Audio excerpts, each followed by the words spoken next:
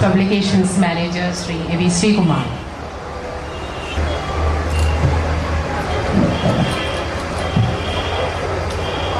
ബഹുമാന്യരെ, 8ാമത് DC അന്താരാഷ്ട്ര പുസ്തകോത്സവത്തിൻ്റെ ഭാഗമായി നടക്കുന്ന സാംസ്കാരികോത്സവത്തിൽ ഇന്ന് 3 പുസ്തകങ്ങളാണ് പ്രകാശനം ചെയ്യപ്പെടുന്നത്.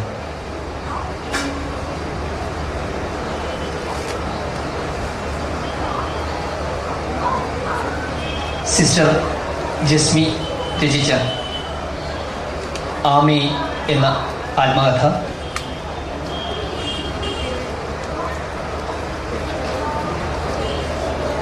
അമ്പത് കഴിഞ്ഞും യൗവനം, സ്ത്രീകൾക്കും പുരുഷന്മാർക്കും 2 പുസ്തകങ്ങളായി ഷെയ്ൻ ഗോൾഡും ഗ്രേഗ് ചാപ്പലും രചിച്ച 2 പുസ്തകങ്ങളുടെ മലയാള വിവർത്തനം ഇവയാണ് ഇന്ന് പ്രകാശിപ്പിക്കപ്പെടുന്നത്. ആമി, സിസ്റ്റർ ജസ്മി ദീർഘകാലത്തെ സഭാ ജീവിതം ഉപേക്ഷിച്ചുകൊണ്ട് സമൂഹത്തിലേക്ക് ഇറങ്ങി വരികയും മഠത്തിൻ്റെയും സഭാജീവിതത്തിൻ്റെയും പ്രശ്നങ്ങൾ തുറന്ന് പറയാൻ തയ്യാറാവുകയും ചെയ്ത അവസരത്തിലാണ് ഇങ്ങനെയൊരു പുസ്തക രചന നടത്തുന്നത്.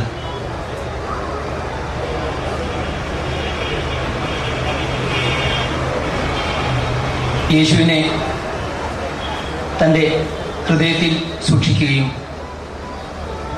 എന്നാൽ സഭാ ജീവിതത്തിൽ പലപ്പോഴും അതിന് വിരുദ്ധമായ പലതും കാണുകയും അനുഭവിക്കുകയും വേണ്ടി വന്ന ഒരു ക്രിസ്തുവിൻ്റെ മണവാട്ടിയുടെ ജീവിതകഥയാണ് ഇത്. കുറിച്ച് വിശദമായി പരിചയപ്പെടുത്താൻ പുസ്തകത്തിന് രചനാ സഹായം നൽകുകയും അതിനപ്പുറം സിസ്റ്ററുടെ സഭ വിട്ടുള്ള ഓരോ അവസരത്തിലും സിസ്റ്ററെ ഏറ്റവും അധികം സഹായിക്കുകയും ചെയ്ത അഡ്വക്കേറ്റ് ആശ ഇവിടെ എത്തിയിട്ടുണ്ട്. അവർ പുസ്തകം നിങ്ങൾക്ക് പരിചയപ്പെടുത്തി തരും. 2ാമത്തെ 50 കഴിഞ്ഞും യൗവനം എന്ന 2 പുസ്തകങ്ങളിൽ ഷെയ്ൻ ഗോൾഡ് രചിച്ച അന്താരാഷ്ട്ര പ്രശസ്തയായ നീന്തൽ താരമായ ഷെയ്ൻ ഗോൾഡ് രചിച്ച 50 കഴിഞ്ഞ യൗവനം സ്ത്രീകൾക്കുള്ളത്, പ്രശസ്ത ക്രിക്കറ്ററായ ഗ്രേഗ് ചാപ്പൽ രചിച്ച 50 കഴിഞ്ഞ യൗവനം പുരുഷന്മാർക്ക്, 2 പുസ്തകങ്ങളുടെയും വിവർത്തനങ്ങളുടെ പ്രകാശനമാണ് എന്നതാണ് എൻ്റെ കർത്തവ്യം. ഇന്നത്തെ ആദ്യ പുസ്തകം പ്രകാശനം ചെയ്യുന്നത് ശ്രീ KM റോയിയാണ്. അദ്ദേഹത്തെ നിങ്ങൾക്കാർക്കും പരിചയപ്പെടുത്തേണ്ട കാര്യമില്ല. മംഗളം പത്രത്തിൽ ദീർഘകാലം സേവനമനുഷ്ഠിച്ച് സാമൂഹിക പ്രശ്നങ്ങളെക്കുറിച്ച് വിശദമായി തന്നെ എഴുതുകയും അതുവഴി സാമൂഹ്യ പ്രശ്നങ്ങളോട് ഉള്ള പൊതു നിലപാടുകൾക്ക് കൂടുതൽ ആഴവും പരപ്പും നൽകുകയും ചെയ്ത വ്യക്തിയാണ് ശ്രീ KM റോയ്. അദ്ദേഹത്തെ നിങ്ങളുടെ ഓരോരുത്തരുടെ പേരിലും അന്താരാഷ്ട്ര പുസ്തകോത്സവത്തിൻ്റെ പേരിലും സ്വാഗതം ചെയ്യട്ടെ.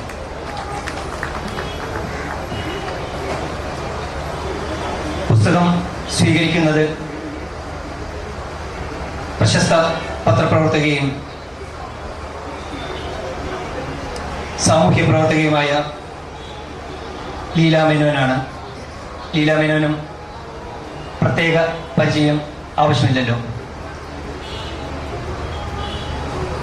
ശ്രീമതി ലീലാ മേനോനെയും നിങ്ങളുടെ ഓരോരുത്തരുടെ പേരിലും DC അന്താരാഷ്ട്ര പുസ്തകോത്സവത്തിൻ്റെ പേരിലും സ്വാഗതം ചെയ്യുന്നു.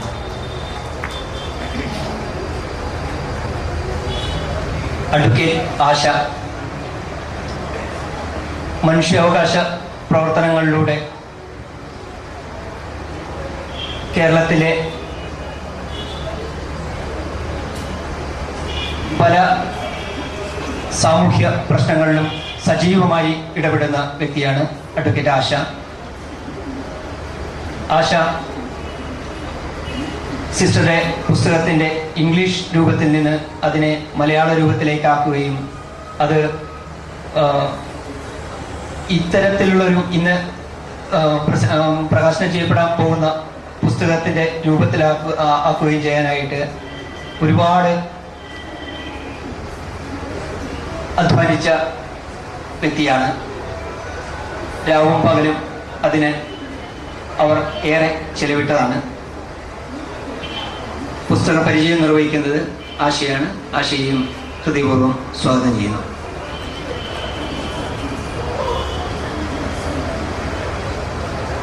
അമ്പത് കഴിഞ്ഞും യൗവനം എന്ന 2 പുസ്തകങ്ങൾ പ്രകാശനം ചെയ്യുന്നത് പ്രശസ്ത കരിയർ ഗൈഡൻസിന് പുതിയ ഒരു പന്ഥാവ് വെട്ടിത്തുറന്ന ശ്രീ BS വാര്യരാണ്. BS വാര്യരെയും നിങ്ങൾക്കേവർക്കും അറിയാവുന്നതാണ്. അദ്ദേഹത്തെയും നിങ്ങളുടെ ഓരോരുത്തരുടെ പേരിലും ഡിസിപ്സ് അന്താരാഷ്ട്ര പുസ്തകോത്സവത്തിൻ്റെ പേരിലും അദ്ദേഹത്തെയും സ്വാഗതം ചെയ്യട്ടെ.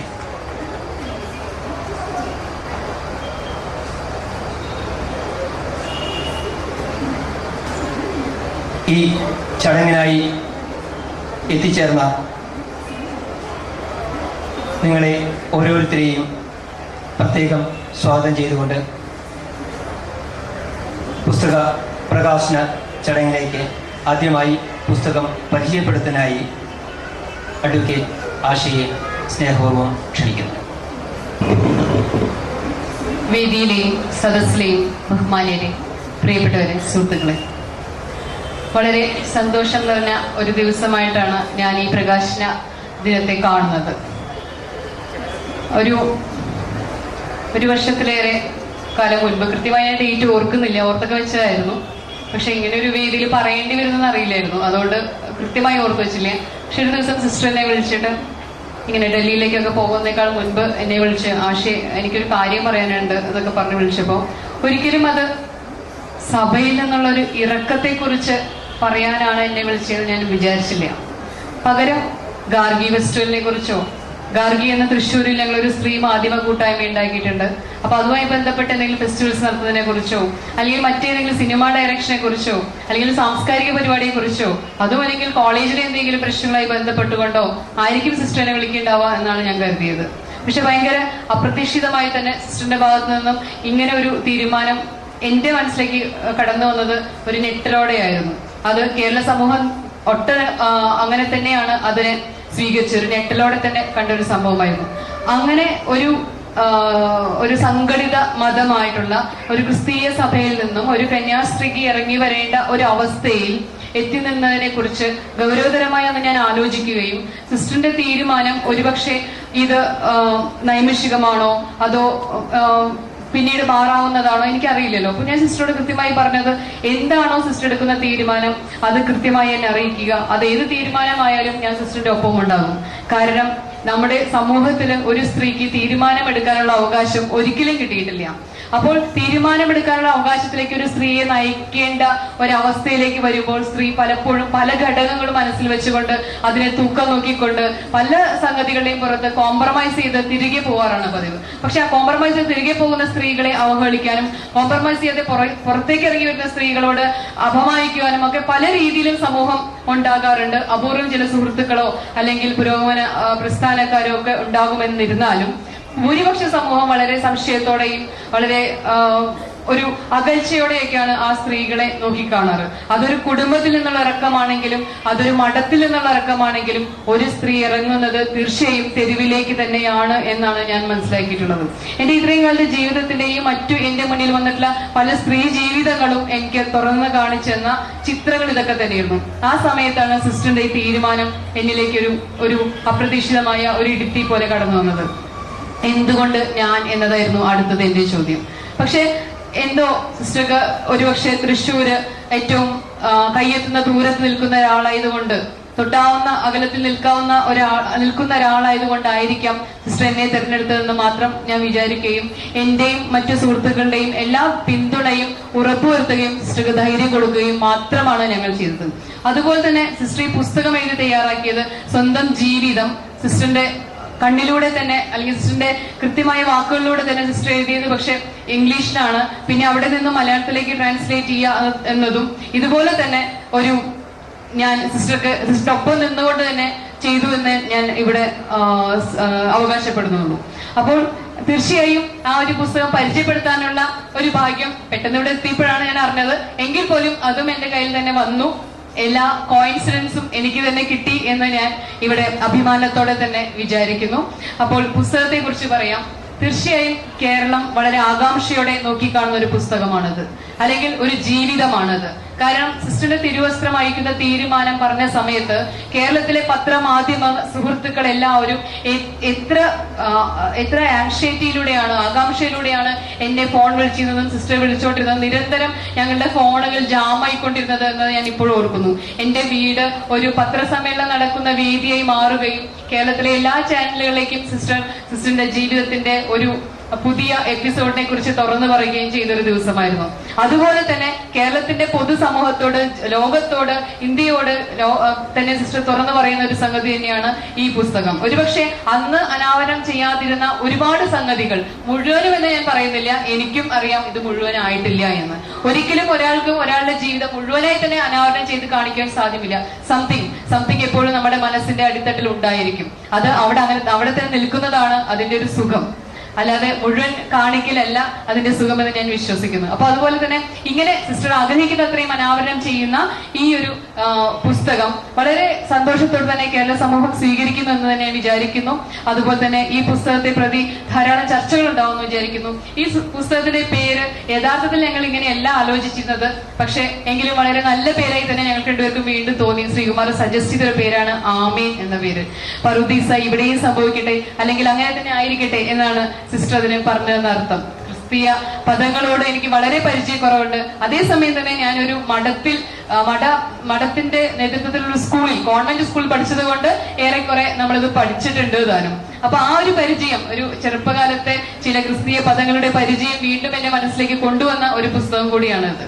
തീർച്ചയായും ഒട്ടും ആത്മീയവാദിയല്ലാത്ത തികച്ചും ഭൗതികവാദിയായ ഒരു ഞാനാണ് ഈ പുസ്തകം ട്രാൻസ്ലേറ്റ് ചെയ്യാനും അല്ലെങ്കിൽ ഈ രൂപത്തിൽ ഇറക്കാൻ സിസ്റ്ററിന്റെ ഒപ്പം നിന്നത് എന്നത് കൂടി വളരെ വിചിത്രമായ ഒരു സംഗതിയായി തന്നെ ഞാൻ കരുതുന്നു.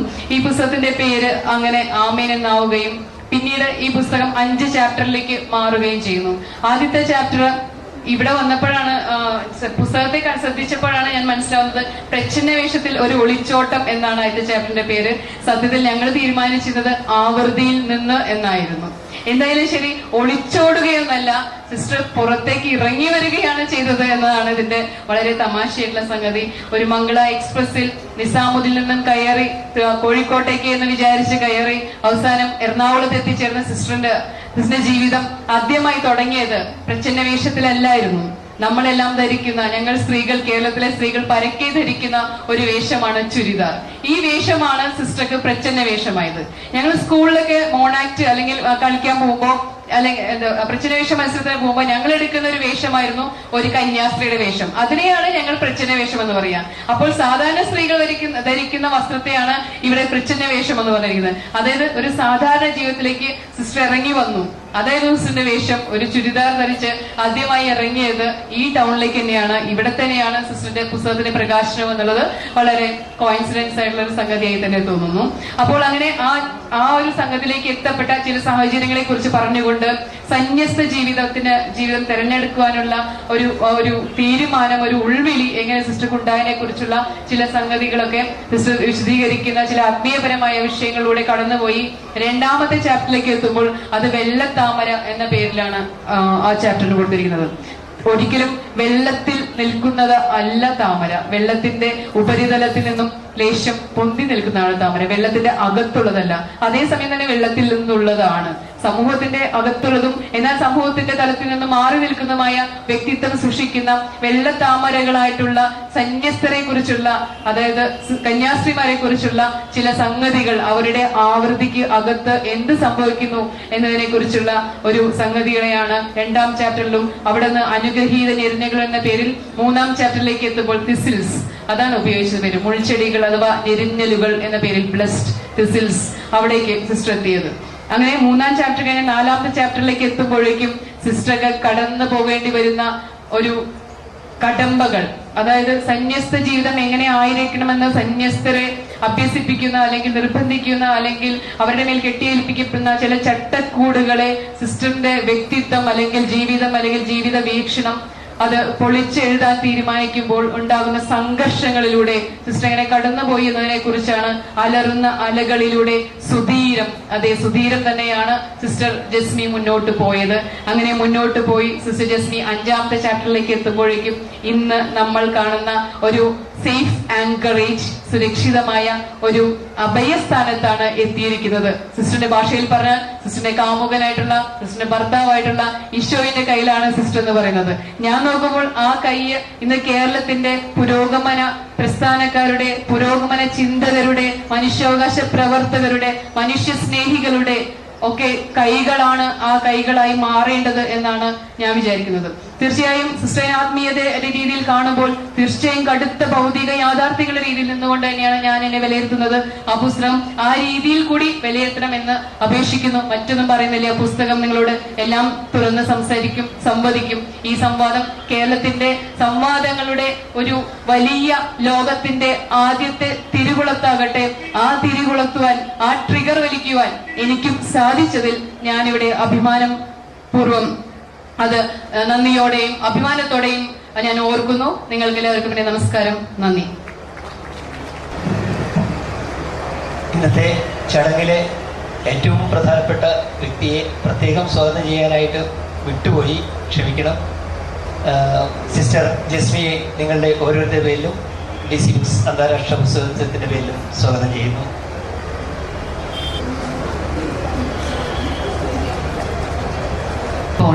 സിസ്റ്റർ ജസ്മി രചിച്ച ആമേൻ എന്ന ആത്മകഥയുടെ പ്രകാശനം ചെയ്യുന്നത് ശ്രീ KM റോയ്.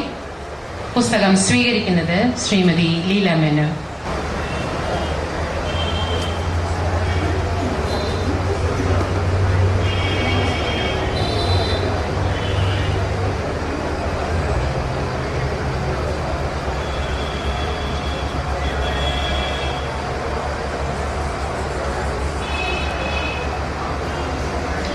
സിസ്റ്റർ ജസ്മിയുടെ ആമേൻ പ്രകാശനമാകുന്നു. Shri KM Roy, Leela Menon, advocate Asha, Paris sir എല്ലാവരുമുണ്ട്. ഇപ്പോൾ സംസാരിക്കുന്നത് ശ്രീ KM റോയ്. അദ്ദേഹം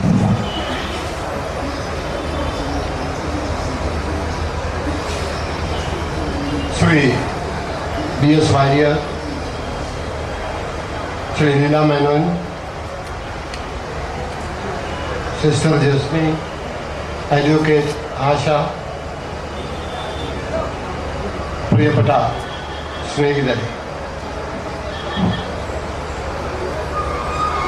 ഇന്ന് ഇവിടെ പ്രകാശനം ചെയ്യപ്പെട്ട ഗ്രന്ഥത്തിൻ്റെ രചന നിർവഹിച്ച സിസ്റ്റർ ജസ്മിയെക്കുറിച്ച് എനിക്കാകെയുള്ള വിവരം മാതൃഭൂമിയിൽ വന്ന അവരുടെ സുദീർഘമായ അഭിമുഖ സംഭാഷണമാണ്. അതെല്ലാം ഉൾക്കൊണ്ടുകൊണ്ടുള്ള ഒരു ഗ്രന്ഥമാണ് എന്നിവിടെ പ്രകാശിപ്പിക്കപ്പെട്ടത്. 4 പതിറ്റാണ്ട് നീണ്ടുനിന്ന തൻ്റെ സന്യാസിനി ജീവിതത്തിൽ അവർക്കുണ്ടായ ആത്മസംഘർഷങ്ങളാണ് ഈ ഗ്രന്ഥത്തിൽ പ്രകാശിപ്പിച്ചിട്ടുള്ളത്. 4 പതിറ്റാണ്ടിന് ശേഷം അവർ സന്യാസിനി ജീവിതം അവസാനിപ്പിച്ച് സഭയിൽ നിന്ന് പുറത്തേക്കിറങ്ങുകയായിരുന്നു. കത്തോലിക്ക സഭയുടെ ചരിത്രത്തിൽ ഇതൊരു സംഭവമൊന്നുമല്ല. പലപ്പോഴും ഇതിനോട് പൊരുത്തപ്പെടാനാവാത്ത നൂറുകണക്കിന് സന്യാസിനികളും വൈദികരും അവരുടെ സന്യാസ ജീവിതം അവസാനിപ്പിച്ചുകൊണ്ട് പുറത്തേക്ക് ഇറങ്ങി ഉണ്ടായിട്ടുണ്ട്. ഞാനിതിൽ കാണുന്നത് സിസ്റ്ററുടെ ആത്മ സംഘർഷമാണ്. പക്ഷേ പുസ്തകത്തെ പരിചയപ്പെടുത്തി അഡ്വക്കേറ്റ് ആശ പറഞ്ഞതുപോലെ ഇതെല്ലാം ഉപേക്ഷിച്ച് സഭയെ ഉപേക്ഷിച്ചുകൊണ്ട് പുറത്തേക്ക് ഇറങ്ങിയ ഒരു സന്യാസിനിയുടെ ആത്മീയ സംഘർഷങ്ങളല്ല. കാരണം ഇത് വളരെ വ്യാപകമായി ലോകത്തിൽ ചർച്ച ചെയ്യപ്പെടുന്ന വിഷയമാണ്. ഇപ്പോൾ തന്നെ ഒരുപക്ഷെ ചിലരെങ്കിലും വായിച്ചു കാണും. കർദിനാൾ വർക്കി വിനയത്തിന്റെ ചുമതലയിലുള്ള നേതൃത്വത്തിലുള്ള സത്യദീപം വാരികയുടെ ഇംഗ്ലീഷ് പതിപ്പിൽ കഴിഞ്ഞ ലക്കത്തിൽ വളരെ സമഗ്രമായി ചർച്ച ചെയ്തത് ഈ സന്യാസിനി മഠങ്ങളിലെ പ്രശ്നങ്ങളെ കുറിച്ചാണ്. കാരണം നാഗപ്പൂർ യൂണിവേഴ്സിറ്റിയിൽ മെഡിക്കൽ സൈക്കാട്രിയിൽ MSW ചെയ്യുന്ന ഫാദർ ജോയ് കള്ളിയത്ത് എന്ന് പറയുന്ന ഒരു പുരോഹിതൻ അദ്ദേഹത്തിന്റെ ബിരുദ പഠനത്തിന് വിഷയമായി എടുത്തത് psycho social adjustment problems of religious nuns in the Christian community എന്നാണ്. കാരണം അതൊരു വലിയ പ്രശ്നമായി അദ്ദേഹം എടുക്കുന്നതിന് കാരണം തന്നെ കഴിഞ്ഞ കുറച്ച് വർഷങ്ങൾക്കുള്ളിൽ 14 കന്യാസ്ത്രീകൾ കേരളത്തിൽ ആത്മഹത്യ ചെയ്യുകയുണ്ടായിട്ടുണ്ട്. ആ പഠനം അതിനുവേണ്ടി നിരവധി കന്യാസ്ത്രീകളെ ഇന്റർവ്യൂ ചെയ്തതിന് ശേഷമാണ്, അത് ഇരിങ്ങാലക്കുട രൂപതയിലുള്ള കന്യാസ്ത്രീമാരെയാണ് ഈ പുരോഹിതൻ ഇന്റർവ്യൂ ചെയ്തത്. അതിനുശേഷമാണ് ഈ തീസിസ് തയ്യാറാക്കിയത്. ആ തീസിസിൽ അദ്ദേഹം പറയുന്നു 5% കന്യാസ്ത്രീകൾക്ക് ആ സന്യാസിനി ജീവിതത്തിന്റെ ചട്ടക്കൂടിൽ ഒതുങ്ങിപ്പോകാൻ സാധിക്കുന്നില്ല. They are dissatisfied with the life in the convents. 20% കന്യാസ്ത്രീകൾ feel dissatisfied in the convents എന്ന് സ്വാഭാവികമായി ഉണ്ടാകാം. ലോകത്തിന് വന്ന മാറ്റങ്ങളുടെ ഫലമായി ചില പ്രത്യേക ചട്ടക്കൂടുകളിൽ നിന്ന് പ്രവർത്തിക്കേണ്ടി വരുമ്പോൾ ഈ മാതിരി സംഘർഷങ്ങൾ ഉണ്ടാകും. പക്ഷേ ആ പഠനത്തിൽ പറയുന്ന മറ്റു പല കാരണങ്ങളുമുണ്ട്. മഠങ്ങളിലേക്ക് വന്നതിന് ശേഷം വിദ്യാഭ്യാസ സൗകര്യം കിട്ടുകയും ആ വിദ്യാഭ്യാസ സൗകര്യത്തെ തുടർന്ന് ജീവിതത്തിന്റെ വിവിധ മണ്ഡലങ്ങളിൽ നിലയുറപ്പിക്കുകയും ചെയ്ത ഒരു വിഭാഗം കന്യാസികൾ, അല്ലാത്ത ഒരു വിഭാഗം കന്യാസികളും എന്നുള്ള വ്യത്യസ്തതകളൊക്കെ അവിടെ കാണാൻ കഴിയുന്നുണ്ട്. പക്ഷെ കേരളത്തിൽ ഏതായാലും ക്രൈസ്തവ സഭയുടെ നേതൃത്വം അതിന്റെ ഔദ്യോഗിക പ്രസിദ്ധീകരണത്തിലൂടെ സമഗ്രമായ പഠനത്തിന് അത് വിധേയമാക്കിയിരിക്കുകയാണ്. കേരളത്തിൽ ഒരു പക്ഷേ വേണമെങ്കിൽ ഒരു തുറന്ന ചർച്ചക്ക് ഈ മാതിരി ഉള്ള പ്രതിഭാസം തീർച്ചയായും കാരണമാകും. അതായിരിക്കും ഒരു പക്ഷേ ഈ പുസ്തകത്തിന്റെ ഏറ്റവും വലിയ പ്രാമുഖ്യമെന്നാണ് ഞാൻ കരുതുന്നത്. അതോടൊപ്പം തന്നെ ഈ വിഷയം ചർച്ച ചെയ്തിട്ടുള്ള സത്യദീപത്തിന്റെ ലക്കത്തിൽ മറ്റൊരു കൗതുകകരമായ റിപ്പോർട്ട് കൂടിയുണ്ട്.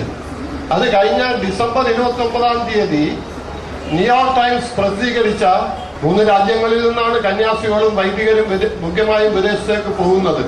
ഫിലിപ്പൈൻസിൽ നിന്നും, വിയറ്റ്നാമിൽ നിന്നും, കേരളത്തിൽ നിന്നും. അത് ആക്ഷേപമായിട്ടല്ല. കാരണം അമേരിക്കൻ നാടുകളിലൊക്കെ ആളുകൾ കൂടുതലായി പള്ളികളിൽ നിന്ന് ഒഴിഞ്ഞു പോകുന്നത് കൊണ്ട് അൾട്ടാരകളിൽ ദൈവിക കർമ്മങ്ങൾ അർപ്പിക്കാൻ ആളെ കിട്ടാതെ വരുന്ന വിടവ് നികത്തുന്നതിനു വേണ്ടി അന്യരാജ്യങ്ങളിൽ നിന്ന് വൈദികരെ കൊണ്ടുപോയിക്കൊണ്ടിരിക്കുകയാണ്. അതുമൊക്കെ ലോകത്തിൽ ഉണ്ടായിക്കൊണ്ടിരിക്കുന്ന സഭ നേരിടുന്ന ചില പ്രശ്നങ്ങളുടെ ഭാഗമാണ്. അതിന്റെ സംഘടനാപരമായ പ്രശ്നമാണ്. അതിന്റെ ആത്മീയമായ പ്രശ്നത്തിലേക്ക് ഒന്നും തന്നെ അത് വിരൽ ചൂണ്ടുന്നില്ല. ആ സംഘടനാപരമായ അഴിച്ചുപണികൾ ആവശ്യമാണ് എന്നുള്ള കാര്യത്തിൽ ആർക്കും തന്നെ തർക്കമുണ്ടാവില്ല.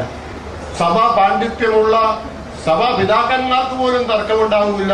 മറിച്ച് ഇത് ഗ്രന്ഥം പരിചയപ്പെടുത്തിയ അഡ്വക്കേറ്റ് പറഞ്ഞതുപോലെ ഇവിടെ ഒച്ചപ്പാട് ഉണ്ടാക്കുക എന്ന് പറഞ്ഞാൽ ലോകത്തിൽ പൊതുവെ ഒരു പറച്ചിലുണ്ട്. There was only one Christian in the whole world. He was Jesus Christ. ലോകത്തിൽ ഒരു ക്രിസ്ത്യാനി ഇതേവരെ ഉണ്ടായിട്ടുള്ളത് യേശു ക്രിസ്തുവാണ്. പക്ഷെ നിർഭാഗ്യവശാൽ യേശു ക്രിസ്തുവിനേക്കാൾ വലിയ ക്രിസ്ത്യാനികളുള്ള രാജ്യമാണ് കേരളം. മാർപ്പാപ്പയേക്കാൾ കൂടുതൽ സഭയോട് വിധേയത്വത്തോടുകൂടി പ്രവർത്തിക്കുന്ന അങ്ങനെയുള്ള ആളുകളിൽ നിന്ന് എതിർപ്പ് വരാമെന്നുള്ളതിൽ കഴിഞ്ഞതൊന്നും വരില്ല. ആത്മീയമായ പ്രശ്നങ്ങളെ സഭ കഴിഞ്ഞ 2000 കൊല്ലക്കാലമായി അത് അഭിമുഖീകരിച്ചുകൊണ്ടിരിക്കുന്നതാണ്. 2001 സെപ്റ്റംബർ 11 ലോകത്തെ മുഴുവൻ ഞെട്ടിച്ചുകൊണ്ട് ന്യൂയോർക്കിലെ വേൾഡ് ട്രേഡ് സെന്റർ തകർന്നു വീണപ്പോൾ ഉയർന്ന ഏറ്റവും വലിയ ചോദ്യം where was the God on September 11 ആയിരുന്നു. 2600 പേരുടെ മരണത്തിനിടയാക്കിയ വേൾഡ് ട്രേഡ് സെന്റർ തകർന്നു വീണപ്പോൾ എവിടെയായിരുന്നു ദൈവമെന്നാണ് ചോദ്യം വന്നത്. രോഷാകുലരായ അമേരിക്കക്കാരിൽ അധികം പേരും അങ്ങനെ ചോദിച്ചു. അതിനുശേഷമാണ് സാം ഫ്രേസറുടെ ദ എൻഡ് ഓഫ് ഫെയ്ത്ത് എന്ന പുസ്തകം അമേരിക്കയിൽ പ്രസിദ്ധീകരിക്കപ്പെട്ട അമേരിക്കയിൽ ഏറ്റവും കൂടുതൽ വിറ്റഴിക്കപ്പെട്ട പുസ്തകം അതായിരുന്നു. ദൈവത്തിന്റെ അസ്തിത്വത്തെ ചോദ്യം ചെയ്തുകൊണ്ടുള്ള പുസ്തകം. പണ്ട് 40 വയസ്സുള്ള ഒരു എഴുത്തുകാരൻ പെൻ ബുക്സിന്റെ അവാർഡ് വരെ ആ പുസ്തകം നേടി.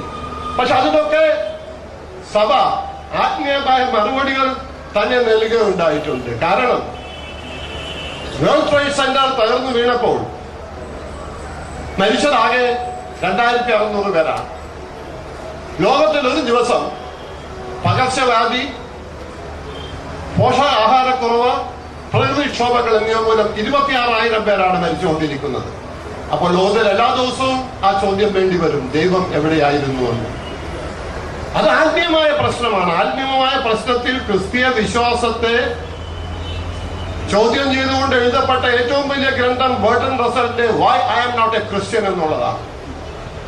ലോകമാകെ വായിക്കപ്പെട്ട പുസ്തകമാണ്. അതിന് why I am a Christian എന്ന പേരിൽ ഒരുപക്ഷെ സിസ്റ്റർ ജസ്മിക്ക് അറിയാമായിരിക്കും. 9ഓളം ഗ്രന്ഥങ്ങൾ എഴുതി ദൈവശാസ്ത്രപരമായ മുഴുവൻ വാദങ്ങളെയും ഖണ്ഡിക്കപ്പെടുകയും അല്ലെങ്കിൽ മുഴുവൻ വാദങ്ങളെയും അതിൽ ചേർത്ത് തോൽപ്പിക്കുകയും ചെയ്യുന്നു.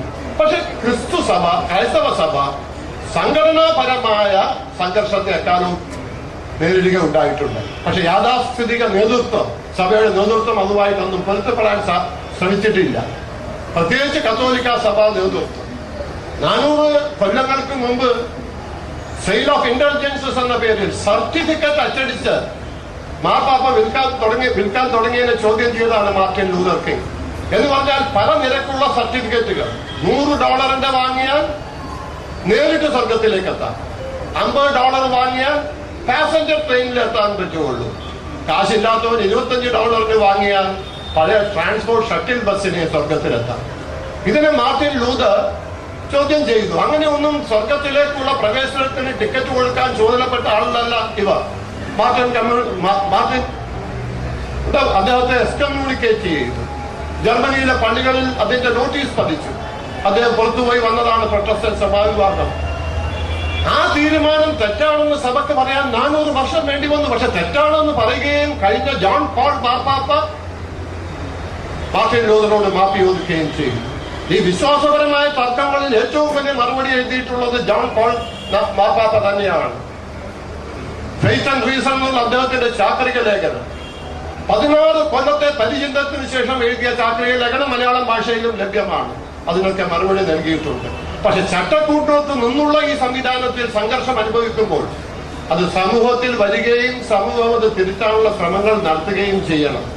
ആ കാര്യത്തിൽ സിസ്റ്റർ ജസ്മിയുടെ പുസ്തകം കേരളത്തിലെ ക്രൈസ്തവർക്ക് സഹായകരമാകും എന്നാണ് എന്റെ വിശ്വാസം. നേരത്തെ അതിനോടൊരു എതിർപ്പ് ഉണ്ടാകുമെന്ന് എനിക്ക് തോന്നുന്നില്ല. ഞാൻ പറഞ്ഞ പോലെയുള്ള മോർ ക്രിസ്ത്യൻ, ക്രിസ്തുവിനേക്കാൾ വലിയ ക്രിസ്ത്യാനികളായ കുറെ ആളുകൾ ഇങ്ങനെ നമ്മുടെ അൽബേനികളായി അലഞ്ഞു നടക്കുന്നുണ്ട്. അവരിൽ നിന്ന് എതിർക്കുമായിരിക്കും. കാരണം സഭ തന്നെ ഇതൊരു ഗുരുതരമായ പ്രശ്നം ആയി കണ്ടിരിക്കുന്നു എന്നുള്ളത് കൊണ്ടാണ് കർദിനാളിന്റെ മുഖപത്രം തന്നെ ഈ സഭയിൽ ഉണ്ടായിരിക്കുന്ന ഈ കാര്യങ്ങളെ കുറിച്ച് വളരെ വിശദമായി ചർച്ച ചെയ്യുന്നുണ്ട്. എന്തായാലും മലയാള ഭാഷയിൽ ആദ്യമായിട്ടാണ് ഇങ്ങനെ ഒരു ഗ്രന്ഥം വരുന്നത്.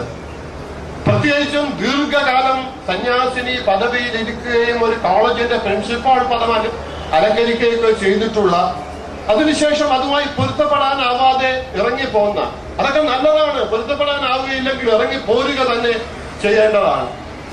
അങ്ങനെ ഇറങ്ങിപ്പോകുന്ന ഒരു ശ്രേഷ്ഠ സന്യാസിനിയുടെ ഈ പഠനങ്ങൾ, ഈ വിലയിരുത്തലുകൾ കേരളത്തിൽ ഏറ്റവും വലിയ തിരുത്തൽ ശക്തികളായി തീരും, തിരുത്തൽ ശക്തിയായി തീരണം.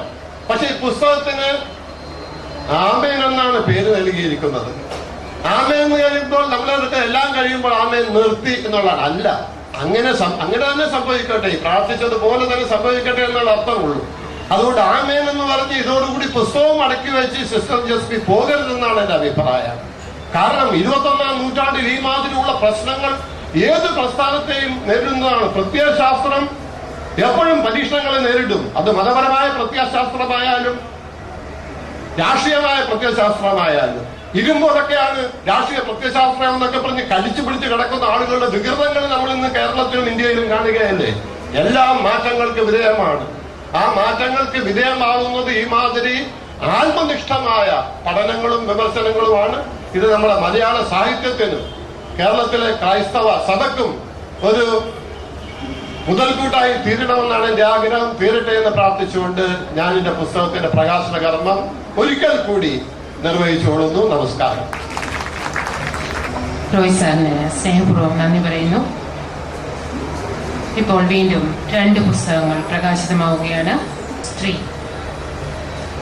ലോകപ്രശസ്ത നീന്തൽ താരമായ ഷെയ്ൻ ഗോൾഡ് രചിച്ച 50 കഴിഞ്ഞ യൗവനം സ്ത്രീ എന്ന പുസ്തകം, അതുപോലെ തന്നെ പ്രശസ്ത ക്രിക്കറ്റ് കളിക്കാരനായ ഗ്രേഗ് ചാപ്പൽ എഴുതിയ 50 കഴിഞ്ഞ യൗവനം പുരുഷൻ. ഈ 2 പുസ്തകങ്ങളും പ്രകാശിപ്പിക്കുന്നത് ശ്രീ BS വാര്യരാണ്. ആദ്യമായി 50 കഴിഞ്ഞ യൗവനം സ്ത്രീ എന്ന പുസ്തകം പ്രകാശിതമാവുകയാണ്. സർ,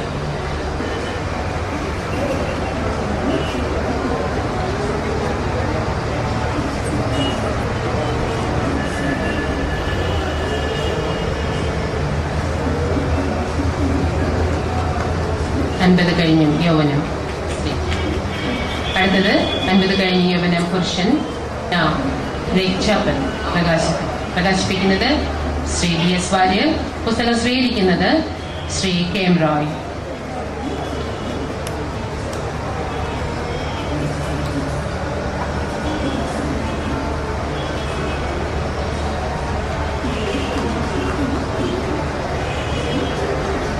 ഇപ്പോൾ വാര്യർ സാർ നമ്മോട് സംസാരിക്കുന്നതാണ്.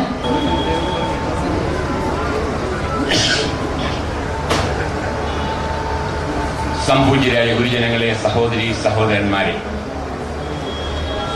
നമുക്കേവർക്കും അതീവ താല്പര്യമുള്ള ഒരു വിഷയത്തെ സംബന്ധിക്കുന്ന 2 പുസ്തകങ്ങൾ പ്രകാശനം ചെയ്യുന്നതിന് എനിക്ക് അനുമതി നൽകുക വഴി എന്നോട് DC ബുക്സ് കാട്ടിയ ഔദാര്യത്തിന് ആദ്യമായി അവരോട് ഞാൻ നന്ദി പറഞ്ഞുകൊള്ളട്ടെ.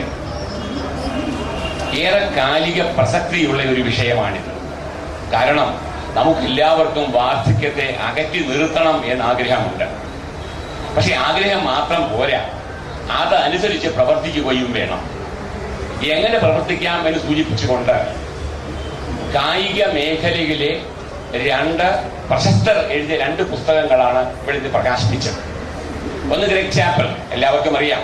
അദ്ദേഹം ഇന്ത്യയിലെ ഒരു വിവാദ നായകനായി എന്നത് ഒരു വശമെങ്കിലും നമുക്ക് തൽക്കാലം മറന്നിട്ട് ക്രിക്കറ്റ് രംഗത്തെ അതിമാനുഷ്യരിൽ ഒരാളായി ഗ്രേഗ് ചാപ്പൽ എങ്ങനെയാണ് ആരോഗ്യം നിലനിർത്തുന്നത്, എങ്ങനെയാണ് പ്രായമായാലും വാർദ്ധക്യത്തെ അകറ്റി നിർത്താൻ കഴിയുന്നത്, അതിനെന്തൊക്കെ കാര്യങ്ങൾ സ്വീകരിക്കണം, ഏതെല്ലാം ചിട്ടകൾ നാം പാലിക്കണം എന്ന് സൂചിപ്പിക്കുന്ന രസകരമായ ചെറിയ പുസ്തകമാണ് ഒന്ന്. മറ്റേത് എഴുതിയിരിക്കുന്നത് ഷെയ്ൻ ഗോൾഡ് എന്ന നീന്തൽ താരമാണ്. ഇപ്പൊ നമ്മളെല്ലാവരും ഈ കഴിഞ്ഞ ബീജിംഗ് ഒളിമ്പിക്സില് നീന്തലിൽ അത്ഭുതം സൃഷ്ടിച്ച 8 ഗോൾഡ് മെഡൽ മേടിച്ച ഒരു താരത്തെ പറ്റി വായിച്ചിട്ടുണ്ട്, ഹെൽസിനെ പറ്റി. പക്ഷേ 72-ലെ മ്യൂണിക് ഒളിമ്പിക്സ് സ്പോർട്സ് രംഗത്ത് പഠിച്ചിരുന്നവർക്ക് അറിയാം, ഏവരെയും ഞെട്ടിച്ചുകൊണ്ട് കേവലം 15 വയസ്സുള്ള ഒരു ഓസ്ട്രേലിയൻ പെൺകുട്ടി 3 ഇനങ്ങളിൽ സ്വർണ്ണ പതക്കം നേടിയെന്ന് മാത്രമല്ല 3 റെക്കോർഡുമായിരുന്നു. എന്നാൽ 1000, 100 മീറ്റർ മുതൽ 1500 മീറ്റർ വരെ എല്ലാ ഫ്രീ സ്റ്റൈലിലും റെക്കോർഡ് അവരുടേതായിരുന്നു. ഇതിലൊക്കെ അത്ഭുതപ്പെടുത്തുന്നത് 16ാമത്തെ വയസ്സിൽ അവർ റിട്ടയർ ചെയ്യുകയും ചെയ്തു. ഈ ഒളിമ്പിക്സിൽ വരുന്ന കാര്യം അവർ നിർത്തി. അപ്പൊ പലതുകൊണ്ടും ശ്രദ്ധേയായ ഒരു ഗ്രന്ഥകൃതിയാണ് ഈ എഴുതിയ ഷെയ്ൻ ഗോൾഡ്. ഏറ്റവും ഹൃദ്യമായ പുസ്തകം, നാം ഏവരും വായിക്കേണ്ട പുസ്തകങ്ങളാണ് രണ്ടും. ഇപ്പൊ ഞാൻ പറഞ്ഞു ആഗ്രഹം പോരാ പ്രവൃത്തിയും വേണം എന്നാണ്. പലരും നമ്മുടെ യൗവനത്തില് നമ്മുടെ ശരീരത്തെ നിരന്തരമായിട്ട് പീഡിപ്പിക്കുകയാണ്. ഈ പുതിയ അർത്ഥത്തിലല്ല, പഴയ പീഡനത്തിന്റെ അർത്ഥത്തിലാണ് ഞാൻ സംസാരിക്കുന്നത്. ആവശ്യത്തിലേറെ ഭക്ഷണം കഴിക്കുക, ആവശ്യത്തിൽ കവിഞ്ഞ് മദ്യപിക്കുക, പുകവലിക്കുക, ഉറങ്ങാതിരിക്കുക, അമിത ഭക്ഷണം കഴിക്കുക, വഴിയിൽ കാണുന്ന വഴിയോരത്ത് കാണുന്ന എല്ലാ ഭക്ഷണങ്ങളും ഫാസ്റ്റ് ഫുഡ് എന്ന നാവിന്റെ രുചി മാത്രം നോക്കി അനാവശ്യമായി ആഹാരം കഴിക്കുക, ഇങ്ങനെയൊക്കെ വ്യായാമം ചെയ്യാതിരിക്കുക. ഇങ്ങനെയൊക്കെ ഒരു 40 വയസ്സാകുമ്പോഴത്തേക്കും അത് നമ്മുടെ രീതി കൊണ്ടാണ്. 10 പേരുണ്ട് കാപ്പി കൊണ്ടുവരണമെങ്കിൽ വിത്തൗട്ട് എത്ര വേണമെന്ന് ചോദ്യം എന്ന് സർവ്വസാധാരണമായി കഴിഞ്ഞു. നാം ആരോഗ്യത്തെ സംരക്ഷിച്ചെങ്കിൽ മാത്രമേ നമുക്ക് വാർദ്ധക്യത്തെ അകറ്റി നിർത്താൻ സാധിക്കുകയുള്ളൂ. ഞാൻ സർവീസിൽ ഇരുന്ന ഒരാളാണ്. അപ്പൊ പലപ്പോഴും ഞാൻ ജോലിയൊക്കെ ഒരാളോട് പറയുമ്പോ, എന്താ സാറേ ഇനി 2 or 3 കൊല്ലമുണ്ട്, ഇതൊക്കെ ഞാനിനി പഠിക്കണോ എന്ന് പറഞ്ഞാൽ 52 വയസ്സ് മാത്രം ആയ ആള് താൻ വൃദ്ധനായി എന്ന് ചിന്തിക്കുകയും ആ മനോഭാവം ഉള്ളിലുള്ളത് കാരണം യാതൊരു പ്രവൃത്തിയും ആത്മാർത്ഥതയോടെ, ഉന്മേഷത്തോടെ, ഉത്സാഹത്തോടെ ചെയ്യാൻ കഴിയാതിരിക്കുകയും ചെയ്ത സാഹചര്യം നാം സൃഷ്ടിക്കുകയാണ്. അപ്പൊ അടിസ്ഥാനപരമായി ഇത് മനോഭാവത്തിന്റെ കാര്യമാണ്. ഞാൻ വൃദ്ധനായി എന്ന് ചിന്തിച്ചാൽ നമുക്കൊന്നും സാധ്യമല്ല. ഞാൻ 71 വയസ്സ് കഴിഞ്ഞ ആളാണ്. കേരളം മുഴുവൻ കാർ ഓടിച്ച് നടക്കും. ദിവസം ശരാശരി 14 മണിക്കൂർ ജോലി എനിക്ക് യാതൊരു വിഷവുമില്ല. അതെന്റെ ഒരു പക്ഷേ മനോഭാവം കൊണ്ടായിരിക്കാം. ആ മനോഭാവം ഏറ്റവും പ്രധാനമാണ്. അപ്പൊ ഞാൻ വൃദ്ധനായി എന്ന് ചിന്തിക്കുന്നതിനെ പറ്റി ഒരാൾ പറഞ്ഞു, വാർദ്ധക്യം എന്നാൽ എന്റെ ഓർമ്മയിൽ എനിക്കൊരു ഫോർമുലയുണ്ട്. എന്താണ്? എന്റെ പ്രായം അധികം 15 വർഷം. പണ്ട് ഗണപതിയുടെ കല്യാണം നാളെ എന്ന് ശിവൻ എഴുതി കൊടുത്തതുപോലെ എന്ന് നോക്കാം. വാർദ്ധക്യം എന്നാൽ എന്റെ പ്രായം അധികം 15 വയസ്സ്, 15 വർഷം എന്ന് എഴുതിയാൽ വാർദ്ധക്യത്തെ പറ്റി ചിന്തിക്കാതിരിക്കുകയും നാം കർമ്മനിരതരാകുകയുമാണ് അതിന് ഏറ്റവും നല്ല വഴി എന്ന് ഈ പുസ്തകം എഴുതിയ 2 പേരും ഊന്നി ആവർത്തിച്ച് പറഞ്ഞിട്ടുണ്ട്. പിന്നെ ചെറിയ കാര്യങ്ങളിൽ സന്തോഷിക്കുക. ഒരു പ്രായം കഴിയുമ്പോഴേ സന്തോഷിക്കുക. അന്യരോട് സ്നേഹിക്കുന്നു അവരോട് പറയുക, സ്നേഹിക്കുകയും ചെയ്യുക. പലപ്പോഴും ഒരു 60 വയസ്സ് കഴിഞ്ഞവരോട് സംസാരിക്കുമ്പോൾ എന്തുകൊണ്ടാണ് യുവാക്കളും കുട്ടികളും ഇവർ ഒളിച്ചോടുന്നത്? ഞാൻ 1973 കോട്ടയത്ത് തഹസിൽദാരായിരുന്നപ്പോ ആ ഫയൽ ഇങ്ങനെ എഴുതുന്ന രീതിയിൽ പഴയ കാര്യങ്ങളെ പറ്റി പറഞ്ഞ് കേൾവിക്കാരെ മുഷിപ്പിക്കുകയാണ്. നേരെ മറിച്ച് അവരോട് പറയണം, നാളത്തെ കാര്യം പറയണം, ലോകത്തിലെ നാളത്തെ മാറ്റങ്ങളെ പറ്റി, അവരുടെ ഉയർച്ചയെ പറ്റി, സമൂഹത്തിലെ നന്മയെ പറ്റി, നാളെ നമുക്ക് എന്ത് ചെയ്യാം, എനിക്ക് എന്ത് ചെയ്യാം, നിങ്ങൾക്ക് എന്ത് ചെയ്യാം എന്ന രീതിയിലുള്ള സ്വരമുണ്ടെങ്കിൽ തീർച്ചയായും അവർ താല്പര്യപൂർവ്വം. പിന്നെ വാർദ്ധക്യത്തെ പറ്റി പറയുമ്പോ നിങ്ങൾക്കറിയാമായിരിക്കാം, 81 വയസ്സായപ്പോഴാണ് മൊറാർജി ദേശായി ഇന്ത്യയിലെ പ്രധാനമന്ത്രി ചാർജ് എടുത്തത്. അപ്പൊ 81 എത്ര വരെ പോകാമെന്ന് ഇപ്പോഴും ഒരു 81-കാരൻ ആഗ്രഹിക്കുന്നുണ്ട്, ഒരു 85-കാരൻ ആഗ്രഹിച്ചു വന്നു. അതൊക്കെ അവിടെ നിൽക്കട്ടെ, അവരുടെ രാഷ്ട്രീയം നമുക്ക് മറക്കാം. 90 വയസ്സായ ഒരാള് ഇത് ഇന്ന് തന്നെ രാജ്യസഭ കിട്ടുമെന്ന് ആഗ്രഹിച്ചിരുന്നു എന്ന് പറയുന്നുണ്ട്. അപ്പൊ ഞാൻ അവരുടെ രാഷ്ട്രീയം ഏതുമായിക്കൊള്ളട്ടെ, അവരുടെയൊക്കെ മനസ്സിന്റെ ഊർജ്ജസ്വലതയും അവരുടെ ഉന്മേഷവും അവരുടെ ഉത്സാഹവും നാം വിഗണിക്കാൻ സാധ്യമല്ല. ഏത് രാഷ്ട്രീയ കക്ഷിയുമായിക്കൊള്ളട്ടെ. ഇപ്പൊ പലരും പറയാറുണ്ട് രാഷ്ട്രീയക്കാർക്ക് പ്രായമാകുന്നില്ല. എന്തുകൊണ്ടാണ്? അവരുടെ മസ്തിഷ്കം നിരന്തരം പ്രവർത്തിച്ചു കൊണ്ടിരിക്കുന്നുണ്ട്. അവരെന്നും പ്രവർത്തന നിരതരാണ്. അവർ നാളത്തെ പറ്റി ചിന്തിക്കുന്നുണ്ട്. അതുകൊണ്ടാണ് യാതൊരു സംശയവുമില്ല. പിന്നെ ചിലര് പറയും, എനിക്ക് 60 വയസ്സ് ചെയ്ത പോലെ ഇപ്പോഴും എനിക്ക് ചെയ്യാം, 20 വയസ്സ് ചെയ്ത പോലെ 60 വയസ്സ് ചെയ്യാമെന്ന് പറയുമ്പോഴോ അതിന് വേറൊരാൾ പറഞ്ഞു, അതിന്റെ അർത്ഥം അദ്ദേഹം 20 വയസ്സിലും വലുതായിട്ടൊന്നും ചെയ്തിരുന്നില്ല എന്നുള്ളതാണ് ഒരാൾ പറഞ്ഞു വെക്കുന്നത്. പിന്നെ കൃത്രിമമായിട്ട് ചില കാര്യങ്ങൾ ചെയ്യേണ്ടതില്ല. ഒരു ചെറിയ കഥ ഞാൻ പറയാം. 80 വയസ്സ് കഴിഞ്ഞ ഒരു ദമ്പതിമാർ ഒരു വീട്ടിൽ താമസിച്ചിരുന്നു. അവർ കുറച്ച് ഓർമ്മപ്പശക് വന്നു. ഈ ഓർമ്മപ്പശക് എന്ന് പറയുമ്പോൾ നാം ഓർക്കണം, നമ്മുടെ തലച്ചോറിൽ 1000 കോടി ന്യൂറോണുകളുണ്ട്. അത് കുറെ പോയാലൊന്നും ഒരു കുഴപ്പവുമില്ല. കാരണം 10 ലക്ഷം മാത്രം ന്യൂറോണുകളാണ് ഒരു തേനീച്ചയുടെ മസ്തിഷ്കത്തിലുള്ളത്. പക്ഷെ ഈ തേനീച്ച ഒരു പ്ലെയിൻ ടേക്ക് ഓഫ് ചെയ്യുന്നത് പോലെ, ഒരു പ്ലെയിൻ ലാൻഡ് ചെയ്യുന്നത് പോലെ ഭൂമിയിൽ വന്നിരിക്കുകയാണ്, അതിന് എതിരിൽ വന്നിരിക്കുകയാണ്. എവിടെയാണ് മധു ഉള്ളതെന്ന് അന്വേഷിച്ച് നടക്കാൻ കഴിവുണ്ട്. അത് അതേ സ്ഥലത്തേക്ക് മടങ്ങി വരുന്നുണ്ട്. അത് 200 മീറ്ററോ 300 മീറ്ററോ 500 മീറ്റർ പോലും മടങ്ങി എത്തുന്നുണ്ട്. ഈ കാര്യങ്ങളൊക്കെ ചെയ്യാൻ വെറും 10 ലക്ഷം ന്യൂറോൺ പോലും വേണ്ട. 1000 കോടി ന്യൂറോൺ നമുക്ക് ഈശ്വരൻ നമ്മുടെ തലയിൽ തന്നിട്ടുണ്ട്. കുറെയൊക്കെ പോയാലും കുഴപ്പമൊന്നുമില്ല. ഏതായാലും നമ്മൾ വൃദ്ധ ദമ്പതികൾ അവരെ ഓർമ്മ പുതുക്കുന്നതിന് വേണ്ടി, ഓർമ്മശക്തി വർദ്ധിപ്പിക്കുന്നതിന് വേണ്ടി ഒരു 15 ദിവസം ഒരു ക്ലാസ്സിൽ പോയി. അപ്പൊ ഈ ക്ലാസ്സൊക്കെ കഴിഞ്ഞ് വന്നു. ഒരു ദിവസം അയൽപക്കത്ത് ഒരു 30-കാരൻ ഉണ്ടായിരുന്നു. അയാൾക്ക് സംശയമുണ്ടായി, എന്റെ ഓർമ്മശക്തി ക്രമേണ കുറഞ്ഞു വരികയാണോ സംശയമുണ്ടായി. അപ്പൊ രാവിലെ ഇറങ്ങിയപ്പോ ഇദ്ദേഹം തോട്ടത്തിൽ കളിച്ചുകൊണ്ട് നിൽക്കുക ഈ വൃദ്ധൻ. അപ്പൊ ഈ അമ്മാവിന് ഈ ഓർമ്മ പുതുക്കാനൊക്കെ പഠിക്കും. പഠിക്കാൻ പോയി മോനെ, ഞാനൊരു 15 ദിവസം പഠിച്ചു. ആരായിരുന്നു പഠിപ്പിച്ചത്? അപ്പൊ അങ്ങനെ ആലോചിച്ചു തുടങ്ങി.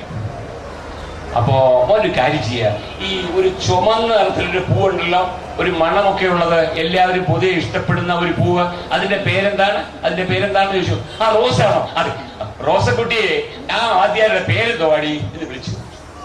അപ്പൊ ഈ ഓർമ്മയ്ക്ക് 15 ദിവസം പരിശീലിച്ചിട്ട് പോലും 60 വർഷം കൂടെ താമസിച്ചിരുന്ന ഭാര്യയുടെ പേര് മറന്നുപോയി എന്നാണ് കഥയിലെ വൈരുദ്ധ്യം. ഏതായാലും ഞാൻ പറഞ്ഞ അങ്ങനെയുള്ള കൃത്രിമമായ മാർഗങ്ങൾ വേണ്ട, സ്വാഭാവികമായ രീതികളിൽ നമുക്ക് ചെയ്യാൻ സാധിക്കും. പിന്നെ മറ്റൊന്ന് ഭക്ഷണമാണ്. അത്ഭുതപ്പെടുത്തുന്ന ഒരു ശുപാർശ ഈ ഗ്രെഗ് ചാപ്പലിലെ പുസ്തകത്തിൽ എഴുതിയിട്ടുണ്ട്. സസ്യാഹാരമാണ് നല്ലത് വെച്ചിട്ടുണ്ട്.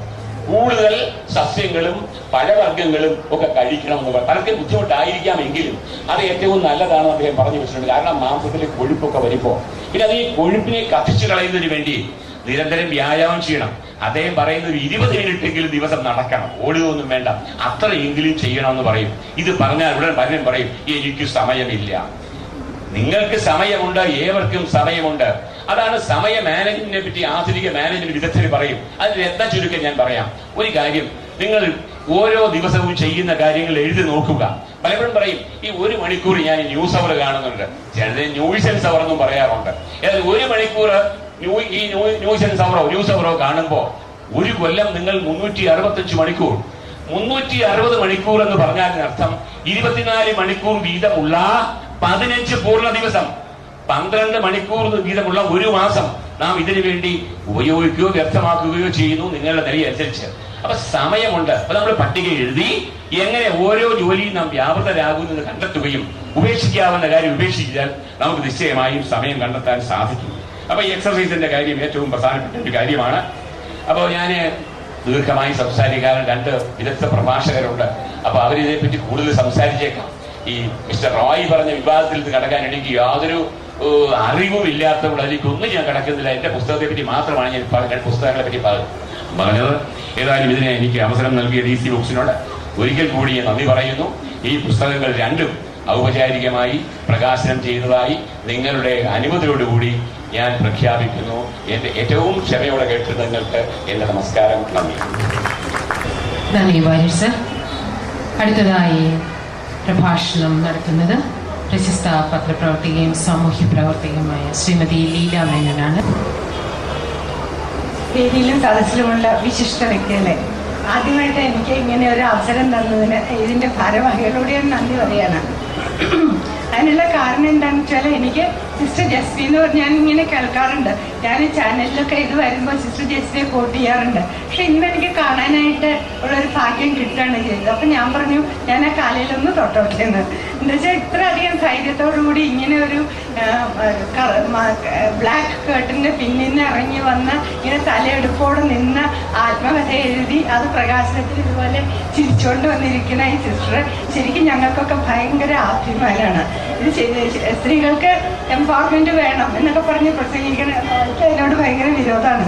എന്നാലും അങ്ങനെ സ്ത്രീ ശാക്തീകരണത്തിന് വേണ്ടി പ്രസംഗിക്കണം ഞങ്ങളെപ്പോലെ ഉള്ളവർക്കൊക്കെ ശരിക്കൊരു റോൾ മോഡലാണ് സിസ്റ്റർ എന്നെനിക്ക് തോന്നും. ഇവിടെ അഡ്വക്കേറ്റ് ആശ പറഞ്ഞ പോലെ ഡിസിഷൻ എടുക്കാനായിട്ടാണ് എല്ലാവർക്കും പ്രയാസം. അപ്പം ഇത്ര ഭയങ്കരമായിട്ടുള്ളൊരു ഡിസിഷൻ എടുത്ത് ലോകം മുഴുവനെ അക്യൂസ് ചെയ്യും എന്നറിഞ്ഞുകൊണ്ട് അതൊരു ധൈര്യപൂർവ്വം നേരിടാനായിട്ട് ചങ്കറപ്പോടെ ഇറങ്ങി വന്ന് ഹാബിറ്റ് ഉപേക്ഷിച്ച് ഇതുപോലെ ഒരു പുസ്തകം എഴുതി നിങ്ങളുടെയൊക്കെ മുമ്പിൽ ഇത് പ്രകാശിപ്പിക്കുന്ന സിസ്റ്ററിനെ ഞാൻ ആദ്യമായിട്ട് അഭിനന്ദിക്കുകയാണ്. എനിക്ക് ഈ ആമേൻ എന്നുള്ള പേര് കേട്ടപ്പോഴും എനിക്ക് വളരെയധികം ഇഷ്ടം തോന്നി. സിസ്റ്ററിൻ്റെ പേര് മേമി എന്നായിരുന്നു. അപ്പം മേമി എഴുതുന്ന പുസ്തകത്തിന് ആമേൻ എന്നുള്ള പേര്. അപ്പം എനിക്ക് തോന്നി അത് വളരെ ആപ്റ്റായിട്ടുള്ള പേരാണെന്നും കൂടി തോന്നി. ഞാൻ ആദ്യം തന്നെ എനിക്ക് പറയാനുള്ള ഒരു കാര്യം, ഞാൻ ഒരു മതത്തിൻ്റെ വിരോധിയല്ല, ഞാൻ ക്രൈസ്തവ വിരോധിയല്ല. ഞാൻ ഈ കോട്ടയത്ത് ഇന്ത്യൻ എക്സ്പ്രസ്സിൽ വർക്ക് ചെയ്യുന്ന കാലത്താണ് ആദ്യമായിട്ട് ഞാൻ പിന്നെ നണ്ണറിയിലേക്കും അല്ലെങ്കിൽ ബിഷപ്സ് ഹൗസിലേക്കും ഒക്കെ ഇങ്ങനെ പോകാനായിട്ടുള്ള അവസരം ലഭിച്ചത്. അന്ന് ഞാൻ ഈ റോയ് പറഞ്ഞ പോലെ ഈ നൺസിനെ കടത്തിക്കൊണ്ട് പോകുന്ന ഒരു റാക്കറ്റ് ഞാൻ ഇൻവെസ്റ്റിഗേറ്റീവ് ജേർണലിസ്റ്റിൻ്റെ ഭാഗമായിട്ട് ഞാൻ എഴുതിയായിരുന്നു, എക്സ്പോസ് ചെയ്തായിരുന്നു. ആ കാലത്ത് ഞാൻ കണ്ടത് എന്താണെന്ന് വെച്ചാൽ ഒരു ഫാദർ ഇങ്ങനെ ഇടുക്കിയിലത്തെ എല്ലാ മലകളിൽ ഉള്ള പാവപ്പെട്ട വീടുകളിൽ ചെന്ന് ആ കുട്ടികളെ നേഴ്സസ് ആക്കാം എന്ന് പറഞ്ഞ് അവരെ പ്രലോഭിപ്പിച്ച് അവരെ കൊണ്ടുപോയിട്ട് കന്യാസ്ത്രീ ആക്കണ ജോലിയായിരുന്നു ആ ഫാദറിന്. അങ്ങനെ ആ ഫാദർ ഇടുക്കിയിലെ മാവേലിക്കരയിലെ ഈ തീരദേശ ഗ്രാമങ്ങളിൽ നിന്നൊക്കെ ഒരുപാട് കുട്ടികളെ കടത്തിക്കൊണ്ടുപോയിട്ട് അവരെ റോമിൽ കൊണ്ടുപോയിട്ട് കന്യാസ്ത്രീ ആക്കുകയാണ് ചെയ്തത്. അത് ഞാനിങ്ങനെ അതിൽ നിന്ന് രക്ഷപ്പെട്ട് വന്ന 2 കുട്ടികളാണ് എന്നോട് ആ കഥ പറഞ്ഞത്. അവരന്ന് ചങ്ങനാശ്ശേരിയിലെ ഒരു ഹോസ്പിറ്റലിൽ ഇങ്ങനെ മെന്റലി വളരെയധികം അപ്സെറ്റ് ആയിട്ട് അവർ ട്രീറ്റ്മെന്റിന് ഇരുന്ന സമയത്ത് എനിക്കൊരു ഇൻഫർമേഷൻ കിട്ടി. ഞാൻ പോയിട്ട് അവരുടെ കയ്യിൽ നിന്നാണ് എനിക്ക് വിവരം കിട്ടിയത്. എന്നിട്ട് ഞാൻ അവരുടെ കയ്യിൽ നിന്ന് അഡ്രസ്സസ് വാങ്ങിച്ച് ഒരുപാട് വീടുകളിൽ, അന്ന് മിസ്റ്റർ ജോസഫ് പുലിക്കുന്നേലും എൻ്റെ കൂടെ വന്നു. ഞങ്ങൾ ഒരുപാട് വീടുകളിലൊക്കെ പോയിട്ട് ഇത് ഏത് പരിസ്ഥിതിയിലാണ്. അപ്പോൾ ഈ കുട്ടികളൊക്കെ 10ാം ക്ലാസ് പാസ്സായി. അന്ന് നേഴ്സാവണമെങ്കിൽ +2 കഴിയണം. +2 കഴിയാൻ പൈസ ഇല്ല. അതുകൊണ്ടാണ് ഇവരെ +2 ചെയ്യണ്ട, അല്ലാണ്ട് തന്നെ നേഴ്സാക്കാം എന്ന് പറഞ്ഞിട്ടാണ് അവരെ കടത്തിക്കൊണ്ട് പോയിരുന്നത്. ആ റാക്കറ്റ് ഞാൻ എഴുതിയിരുന്നത് വലിയ ഇഷ്യൂ ആയി, അത് സ്റ്റോപ്ഡായി. പക്ഷെ ഞാൻ ഈ കുട്ടികളെ ഞാൻ റോമിൽ പോയി കണ്ടു. അപ്പോൾ റോമിൽ ഞാൻ കണ്ടപ്പോഴും ഞാൻ കണ്ടത് എന്താണെന്ന് വെച്ചാൽ, അന്ന് റോയ് പറഞ്ഞ പോലെ ഈ വെളുത്ത കന്യാസ്ത്രീകളെ കിട്ടാൻ പ്രയാസമായത് കാരണം ഇന്ത്യയിൽ നിന്നും മലേഷ്യയിൽ നിന്നും ഫിലിപ്പീൻസിൽ നിന്നും ഒക്കെയാണ് കന്യാസ്ത്രീകൾ വന്നിരുന്നത്. പക്ഷെ കേരളത്തിൽ നിന്ന് പോണ കറുത്ത കന്യാസ്ത്രീകൾക്ക് അന്ന് അവിടെ തോട്ടിപ്പണി, പിന്നെ ഈ ഇത് തുടയ്ക്കലും കക്കൂസ് കഴുകലും അങ്ങനെയൊക്കെ ആയിരുന്നു. അപ്പം ഞാൻ ഈ കുട്ടികളോട് ചോദിച്ചു, നിങ്ങൾക്ക് തിരിച്ചു വരണമെന്നുണ്ടോ, ഞാൻ പോയിട്ട് ഇത് പറയണം. അപ്പോൾ അവരെന്നോട് പറഞ്ഞത്, വേണ്ട, ഞങ്ങൾ ഈ നോവിഷ്യേറ്റ് തുടങ്ങിക്കഴിഞ്ഞു, ഞങ്ങൾ നോവിഷ്യേറ്റ് കംപ്ലീറ്റ് ചെയ്തിട്ട് ഞങ്ങൾ നഴ്സിങ്ങിന് പോയിട്ട് ഞങ്ങൾ തിരിച്ച് നാട്ടിൽ വരും. അങ്ങനെയാണ് എനിക്ക് ഈ മഠങ്ങളിലെ പറ്റിയിട്ടുള്ള ഒരു ഇൻട്രസ്റ്റ് വന്നത്. അത് കഴിഞ്ഞ് ഞാൻ ഇങ്ങനെ പോകുമ്പോഴൊക്കെ ഞാൻ ഇത്രയധികം സേവന മനസ്ഥിതിയുള്ള ആളുകളെ ഞാൻ കണ്ടിട്ടില്ല. അപ്പോൾ എവിടെ മെന്റലി റിട്ടാർഡഡ് ഉണ്ടോ, എവിടെ ഇങ്ങനെ തലയൊക്കെ വീർത്ത കുട്ടികളുണ്ടോ, ഞാൻ കണ്ടിട്ടുണ്ട്. തല ഇങ്ങനെ വീർത്ത ഒരു കുട്ടിയെ ഇങ്ങനെ ഈച്ച വരാണ്ട് ആട്ടിക്കൊണ്ടിരിക്കുന്ന ഒരു സിസ്റ്ററിനെ ഞാൻ ഇതുപോലത്തെ ഒരു സേവന മന്ദിരത്തിൽ കണ്ടിട്ടുണ്ട്. അപ്പോൾ ഇവർ ചെയ്യണ ഇത്രയധികം സേവന പ്രവൃത്തികളൊക്കെ അപ്രിഷ്യേറ്റ് ചെയ്തുകൊണ്ട് പോലും ഞാൻ ഈ സിസ്റ്റർ പറഞ്ഞ കാര്യങ്ങളൊക്കെ ഞാനും പറഞ്ഞ കാര്യങ്ങളാണ്. അപ്പോൾ അത് ഞാൻ സിസ്റ്റർ അഭയയുടെ കേസ് വന്നപ്പോഴാണ് അത് ഞാൻ പ്രത്യേകിച്ച് എഴുതിയത്. സിസ്റ്റർ അഭയ കൊല്ലപ്പെട്ടത് തന്നെയാണെന്ന്. പിന്നെ അതിനു മുമ്പ് ജോളി മർഡർ കേസ് വന്നു. അന്ന് ജോളി എന്ന് പറഞ്ഞ കുട്ടി 13 വയസ്സായ ഒരു കുട്ടിയെ കയറി പിടിച്ച് ലൈംഗികമായിട്ട് ഉപയോഗിക്കാനായിട്ട് കയറി പിടിച്ചത് ഒരു അച്ഛനായിരുന്നു. എന്നിട്ട് ഈ അച്ഛൻ ആ കുട്ടി ഇങ്ങനെ ശ്വാസം മുട്ടിച്ചപ്പോൾ ആ കുട്ടി ചത്തുപോവുകയാണ് ചെയ്തത്. അങ്ങനെ ആ കഥ മുതൽ ഞാൻ ഈ ചർച്ചിൽ ഇങ്ങനെ ഒരുപാട് അനാചാരങ്ങളുണ്ട്, ഇതൊരു കരിമറയുടെ പിന്നിലാണ് എന്നുള്ള വിവരം അറിഞ്ഞിരുന്നു. അപ്പൊ സിസ്റ്റർ അഭയയുടെ വന്നപ്പോൾ ഈ സിസ്റ്റർ അഭയ ലൈംഗിക പിന്നെ അവിടെ എന്തോ കാണരുതാത്തത് കണ്ടു എന്നെല്ലാം പറഞ്ഞിട്ടാണ് സിസ്റ്റർ അഭയയുടെ കേസ് പൊങ്ങി വന്നതും ഇങ്ങനെ കന്യാസ്ത്രീ മഠങ്ങളിലെ അനാചാരങ്ങളെ പറ്റിയിട്ട് ഒരു ഇഷ്യൂ ആയതും അതിന് ചാനൽ ടോക്ക് ആയതും എല്ലാം. അന്ന് ഞാൻ ഇങ്ങനെ നടക്കുന്ന ഒരു ചാനലിൽ എന്നോട് ചോദിച്ചു, സ്വർഗരതി ഉണ്ടോ? അപ്പൊ ഞാൻ പറഞ്ഞു, അതെനിക്ക് അറിയില്ല, പക്ഷേ അവിടെ റിച്ച് പൂവർ ഡിസ്ക്രിമിനേഷൻ ഉണ്ട്. പാവപ്പെട്ട കന്യാസ്ത്രീകൾക്ക് യാതൊരു സ്ഥാനമില്ല, റിച്ച് ആയിട്ടുള്ള കന്യാസ്ത്രീകൾക്ക് നല്ല സ്ഥാനമുണ്ട്. അതൊക്കെ എനിക്ക് അറിയാവുന്ന കാര്യമാണ്. അതുപോലെ അച്ഛന്മാർ അവരെ ലൈംഗികമായിട്ട് ദുരുപയോഗം ചെയ്യുന്നുണ്ട്. പിന്നെ അന്ന് സിസ്റ്റർ അനുപമേരിയുടെ മരണത്തിന്റെ പശ്ചാത്തലത്തിലാണ് അത് പറഞ്ഞത്. അപ്പൊ സിസ്റ്റർ അനുപമേരി ലൈംഗികമായി പീഡിപ്പിക്കപ്പെട്ടു എന്ന് എഴുതി വെച്ചിട്ടാണ് മരിച്ചത്. അപ്പൊ അതൊക്കെ കാരണം അതിന്റെ ചർച്ചയിൽ ഞങ്ങൾ ഇതൊക്കെ പറഞ്ഞു. പക്ഷെ ഇതൊക്കെ ഞങ്ങളുടെ മനസ്സിൽ കിടക്കണ സംശയങ്ങള്. ഇന്ന് ഇപ്പൊ സിസ്റ്റർ ജസ്മി ഇപ്പൊ ഇതെല്ലാം ഞങ്ങളുടെ സംശയങ്ങളൊക്കെ ദൂരീകരിച്ചിട്ടാണ് സിസ്റ്റർ ജസ്മി ഈ ബുക്ക് എഴുതിയിരിക്കുന്നത്. അപ്പൊ ഇതൊരു കടമയാണ് എന്നാണ് സിസ്റ്റർ പറയണത്. അത് തന്നോട് തന്നെയുള്ള ഒരു കടമയാണ്. അതുകൊണ്ടാണ് സിസ്റ്റർ ഇത് ചെയ്യണത്. അപ്പൊ സിസ്റ്റർ പറയണ്ട, ശമ്പളം വാങ്ങണ ആ ശമ്പളം പോലും വാങ്ങിയെടുത്തിട്ട് അവനവന്റെ ചെലവിന് കാശ് കൊടുക്കില്ലാത്ത അത്ര പീഡനം അവിടെ ഉണ്ടായിരുന്നു എന്ന്. ഈ വീട്ടിൽ നിന്ന് 30 രൂപ കിട്ടിയില്ലെങ്കിൽ സോപ്പ് പോലും കൊടുക്കാത്ത കഥകൾ എന്നോട് കന്യാസ്ത്രീകൾ പറഞ്ഞിട്ടുണ്ട്. അപ്പൊ ഇത് സിസ്റ്റർ ഈ ബുക്ക് എഴുതിയപ്പോൾ സമൂഹത്തോടുള്ള ഒരു കടമയാണത്.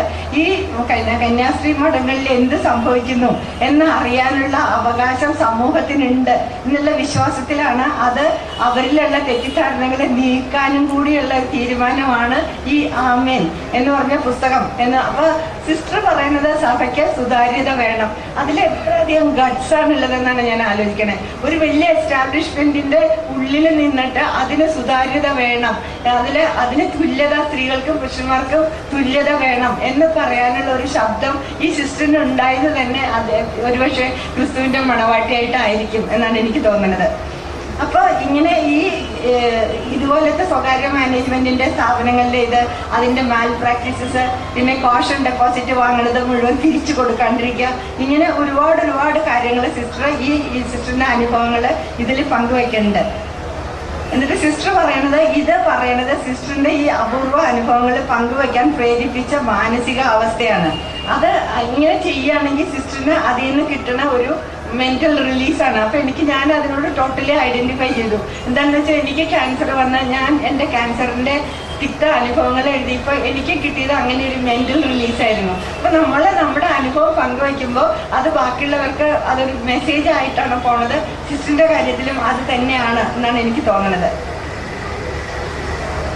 പിന്നെ സിസ്റ്റർ പറയുന്നുണ്ടായിരുന്ന ഈ കന്യാസ്ത്രീ മഠങ്ങളിൽ ഇരട്ടത്താപ്പുണ്ട്, വഞ്ചനാത്മകതയുണ്ട്, പിന്നെ ഗർഭപാത്രം മാറ്റി വയ്ക്കുന്നുണ്ട്. എന്താ വെച്ചാൽ എങ്ങാനും പ്രഗ്നന്റ് ആയാലോ അവിടെ ഫാദേഴ്സായിട്ട് ലൈംഗിക വീഴ്ച നടക്കുന്നുണ്ട് എന്നെല്ലാം ഇവിടെ പറയുന്നുണ്ട്. അതൊരിക്കൽ ഒരു ക്രൈമാരികയിൽ ഒരു സ്റ്റോറി പോലും വന്നതാണ് എന്നുള്ളത്. അപ്പൊ ഇതൊക്കെ നമ്മൾ അറിഞ്ഞിരിക്കുന്ന കാര്യങ്ങളിലാണ്. പിന്നെ അതില് നമുക്ക് മനസ്സിലാവാത്ത കാര്യങ്ങൾ സിസ്റ്റർ പറയുന്നുണ്ട്.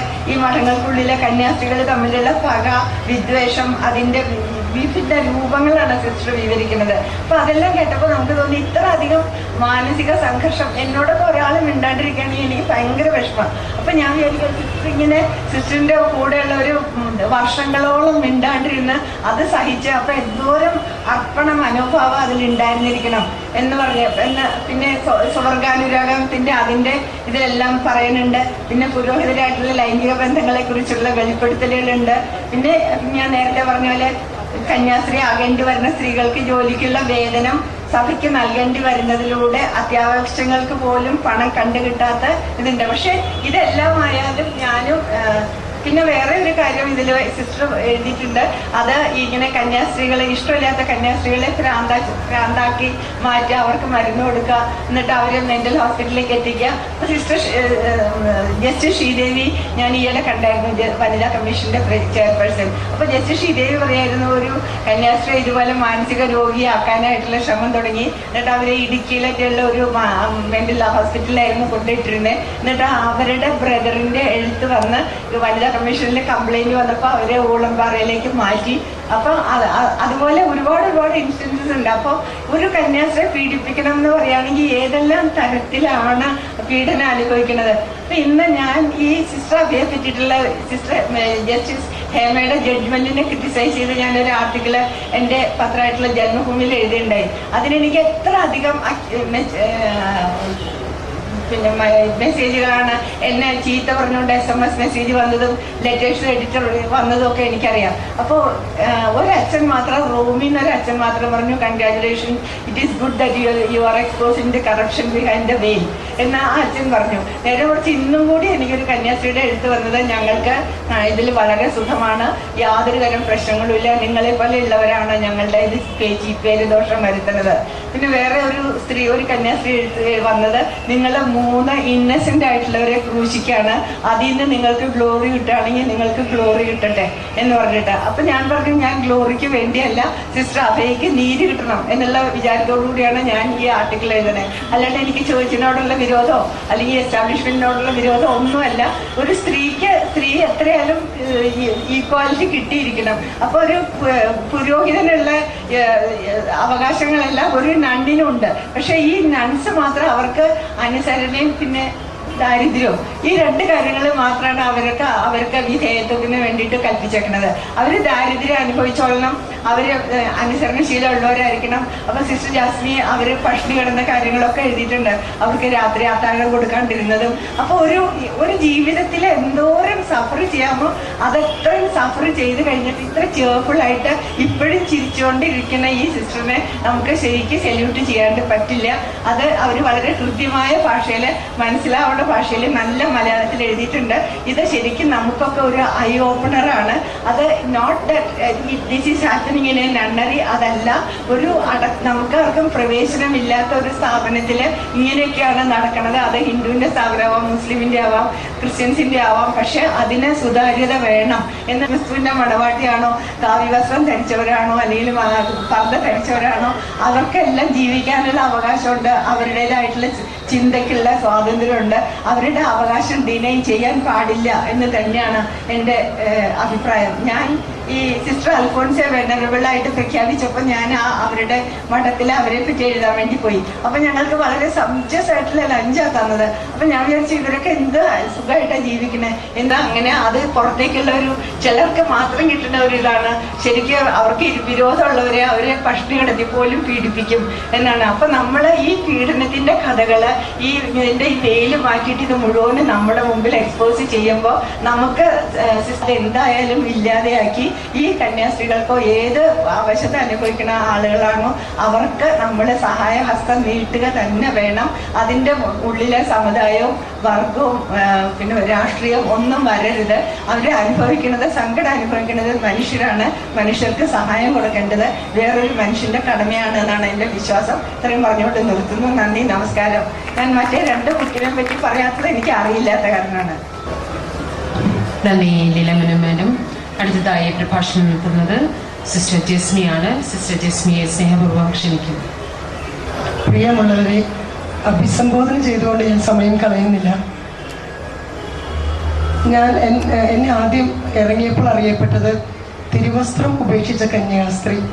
അപ്പോൾ ഞാൻ മറ്റുള്ളവരോടൊക്കെ പറഞ്ഞു, ഞാൻ തിരുവസ്ത്രം ഉപേക്ഷിച്ച് ഇപ്പോൾ നിങ്ങളെപ്പോലെ അശുദ്ധ വസ്ത്രം ധരിച്ച് നടക്കുന്നു.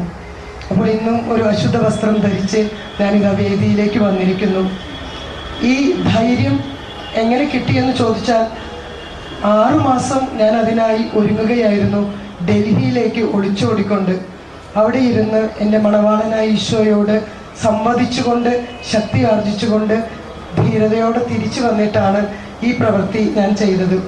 അപ്പോൾ ഈശോ തന്നെ എനിക്ക് ധൈര്യം തന്ന് എന്നെ പുഞ്ചിരിക്കാൻ സഹായിക്കുന്നു. ഇന്നൊരു പ്രത്യേക ഡേറ്റാണ് 02/02, അതായത് ഫെബ്രുവരി 2-ാം തീയതി ദൈവമാതൃസ്മരണ എന്ന പെരുന്നാൾ ഞങ്ങൾ CMCയിൽ ആഘോഷിക്കുന്ന ദിവസമാണ്. ഞങ്ങളിത് പലപ്പോഴും മറക്കാറുണ്ട്. കാരണം പെട്ടെന്ന് ഫെബ്രുവരി 2-ാം തീയതി ഒരു പെരുന്നാളാണെന്ന് മറന്ന് ഞങ്ങൾ അതിൻ്റെ ചട്ടവട്ടങ്ങൾ ചെയ്യാതെ ശിക്ഷ കിട്ടാറുള്ള ദിവസമാണ്. മിക്കപ്പോഴും ഫെബ്രുവരി 2-ാം തീയതി മഠത്തിൽ ഞങ്ങൾക്ക് ശിക്ഷയുണ്ട് ഈ പെരുന്നാൾ മറന്നു പോകുന്നതിന്. അപ്പോൾ ഇന്ന് അതൊരു ഞെട്ടലോടെ ഓർത്തു.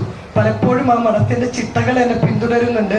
പലപ്പോഴും അങ്ങനെ ഞെട്ടലോടെ ചില സമയത്ത് റോൺഷാളമ വഴക്ക് പറയോ മധുര വഴക്ക് പറയോ എന്നൊക്കെ ഒരു ഓർമ്മ. 33 വർഷം ശീലിച്ചതല്ലേ ഇപ്പോൾ എങ്കിലും. അപ്പോൾ ആ ഒരു ഡേറ്റ് ഞാൻ ഓർത്തുപോയി. അതേ ഡേറ്റിൽ തന്നെ ദൈവമാതൃ സ്മരണയുടെ ഈ ഡേറ്റിൽ തന്നെ DC ബുക്സ് ഞാനറിയാതെ ഞങ്ങളറിയാതെ ഈ ഒരു പ്രകാശനം ഈ എറണാകുളത്ത് വെച്ചു എന്നുള്ളത് തന്നെ ഏതോ ഒരു ദൈവകൃപയായി ഞാൻ കാണുന്നു. ടൈറ്റിലിനെ കുറിച്ച് ഒന്നുകൂടി പറയാം. ആമേൻ എന്നുള്ളത് പുതിയ ആകാശവും പുതിയ ഭൂമിയും പുലരണം എന്നുള്ളതിൻ്റെ ഒരു സ്വപ്ന സാക്ഷാത്കാരം ആണ് ഈ പുസ്തകം. അതായത് ഞങ്ങൾ പ്രാർത്ഥിക്കുക എങ്ങനെയാണ്: പിതാവിനും പുത്രനും പരിശുദ്ധാത്മാവിനും സ്തുതി, ആദി മുതൽ എന്നേക്കും ആമേൻ. ഈ പിതാവിനും പുത്രനും പരിശുദ്ധാത്മാവിനും സ്തുതി എന്ന് ഉരുവിടുന്നത് സ്വർഗത്തിലാണ്. അപ്പൊ ആ സ്വർഗത്തിലെ പോലെ അപ്രകാരം ഇവിടെയും ആകട്ടെ. ആമേൻ എന്ന് വെച്ചാൽ അർത്ഥം അപ്രകാരം സംഭവിക്കട്ടെ, അപ്രകാരമാകട്ടെ. സ്വർഗത്തിലെ പോലെ ഇവിടെയും ആകട്ടെ എന്ന് പറയുന്ന ഒരു ഹിന്ദു മതത്തിൽ ഓം എന്നൊക്കെ പറയുന്ന പോലത്തെ ഒരു വാക്കാണ് ആമേൻ എന്നിവിടെ പറയുന്നത്. കുറെ അർത്ഥവ്യാപ്തിയുള്ളതാണ്. അതുപോലെ തന്നെ ഉത്തരം പറയുന്ന ആദി മുതൽ എന്നേക്കും ആമേൻ. ആദി മുതൽ, ആദിയിൽ എന്താണ് ഉണ്ടായത്? പറുദീസയായിരുന്നു. അവിടെ ആദി മാതാപിതാക്കൾ അന്ന് തെറ്റൊന്നും ചെയ്യാതെ സ്വർഗതുല്യം പറുദീസയിൽ ജീവിക്കുന്ന ആ നല്ല കാലം. അവിടെ പറയുന്നു സിംഹവും കുഞ്ഞാടും ഇണചേർന്ന് സന്തോഷത്തോടെ സമാധാനത്തോടെ ഒന്നിച്ചു കഴിയുന്ന ഒരു ഇടം എന്നാണ്. അതുപോലെ ഇവിടെയാകട്ടെ. അതായത് ശത്രുതയില്ലാതെ സമാധാനവും സംതൃപ്തിയും സന്തോഷവുമുള്ള ഒരു കാലം. അതാണ് ഞാൻ ഉദ്ദേശിച്ചത്. പുതിയ ആകാശവും പുതിയ ഭൂമിയും ഇവിടെ വരട്ടെ. ആമേൻ പ്രാർത്ഥനയുടെ അവസാനം ചൊല്ലുന്നത് കൊണ്ട് അത് നെഗറ്റീവ് അല്ല, അത് അവസാനിപ്പിക്കലല്ല, അത് ഒരു ആരംഭമാണ്. അടുത്ത പ്രാർത്ഥന ചൊല്ലുവാൻ ഈ ആമേൻ ഒരു ഇൻട്രൊഡക്ഷനാണ്, ആമുഖമാണ്. എന്നിട്ടാണ് അടുത്ത പ്രാർത്ഥന ചൊല്ലുക. വീണ്ടും ആമേൻ എന്ന് പറഞ്ഞാൽ അപ്രകാരം സംഭവിക്കട്ടെ. എന്തൊക്കെ പ്രാർത്ഥിക്കുന്നോ അതൊക്കെ സംഭവിക്കട്ടെ, ഈ ഭൂമിയിൽ തന്നെ ദൈവരാജ്യം വരട്ടെ എന്ന് പറയുന്നതാണ് ആമേൻ. അത് ഒരു ചെറിയൊരു എക്സ്പ്ലനേഷൻ ആവശ്യമുള്ളതുകൊണ്ട് പറഞ്ഞാണ്. പിന്നെ ഈ പുസ്തകം ഇത് 2-2.5 മാസം കൊണ്ടാണ് ഞാൻ എഴുതിയത്. ഇംഗ്ലീഷിലേക്ക് ലാപ്ടോപ്പിലേക്ക് ടൈപ്പ് ചെയ്ത് കയറ്റുകയായിരുന്നു. ഒരു പരിമിതമായ സാഹചര്യത്തിൽ ഒളിച്ചിരുന്നു കൊണ്ടാണ് ഇത് എഴുതിയത്. എനിക്ക് 3 മാസം ഞാൻ ഒരു അഭിമുഖത്തിനും തയ്യാറല്ല, ഒരാളെയും എനിക്ക് കാണേണ്ട എന്ന് പറഞ്ഞിരുന്നു. ഞാൻ ചെയ്ത ഒരു സൽക്കർമ്മമാണ് ഇത് എന്ന് ഞാൻ വിശ്വസിക്കുന്നു. ഇത് ഒരു നദി ഒഴുകുന്നത് പോലെ ഇരിക്കും ഇത് നിങ്ങൾ വായിച്ചാൽ. ഒരുപക്ഷെ ഒരു നോവൽ വായിക്കുന്നത് പോലെ നിങ്ങൾക്ക് തോന്നും. ഒരു ഫ്ലാഷ് ബാക്ക് ടെക്നിക്കൊക്കെ ഉപയോഗിച്ചിട്ട് സാധാരണ നിലയിലുള്ള ഒരു നോവൽ ബാക്കിലേക്ക് ഫ്ലാഷ് ബാക്ക് ചെയ്ത് പിന്നെ ഫ്ലാഷ് ഫോർവേഡ് ചെയ്ത് അങ്ങനെ പോകുന്ന ഒരു നെഗറ്റീവ് ടെക്നിക്കാണ് ഉപയോഗിച്ചിരിക്കുന്നത്. പക്ഷേ ഈ നദി ഒഴുകുമ്പോൾ അത് പല പ്രദേശങ്ങളിലൂടെ ഒഴുകും, പല കല്ലുകളുടെ മീതെ കൂടെ ഒഴുകും. ഓരോ കല്ലും നിങ്ങളോട് സംവദിക്കും. അപ്പോൾ നിങ്ങൾ കൃത്യമായി വിശദമായി അത് വായിക്കുകയാണെങ്കിൽ ഓരോ കല്ലിലൂടെയും ഞാൻ എന്തൊക്കെയോ അല്ലെങ്കിൽ കല്ല് എന്തൊക്കെയോ നിങ്ങളോട് പറയും. അപ്പോൾ അങ്ങനെയാണ് ഈ സന്യാസ ജീവിതത്തെക്കുറിച്ചുള്ള ഒരു നോട്ടം അല്ലെങ്കിൽ ഒരു വെളിച്ചം വായനക്കാർക്ക് കിട്ടുന്നത്. ഞാനൊരു ടോർച്ചിന്റെ പ്രകാശത്തിൽ ഞാൻ മഠത്തിന്റെ ഉള്ളൊന്ന് അടിച്ചു കാണിക്കുന്നുണ്ട് ഈ പുസ്തകത്തിലൂടെ.